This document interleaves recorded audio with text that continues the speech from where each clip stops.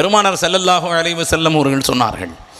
அதுதான் துறவு குணம். நீங்கள் மனைவியோடு இருக்கலாம், பிள்ளைகளோடு இருக்கலாம், ஆனால் பிறர் நலம் நாடுவது இருந்தால் நீங்களும் துறவிதான். ரசூலுல்லாஹ் அழகாக சொன்னார்கள். அருட்தந்தை சொன்னாங்க அல்லவா, இயேசுநாதருடைய போதனை. நம்ம ஈசா அலைஹிஸ்ஸலாம் சொல்கிறோம், அவங்க இயேசுநாதனுங்கிறாங்க. நிறைய வார்த்தைகள்.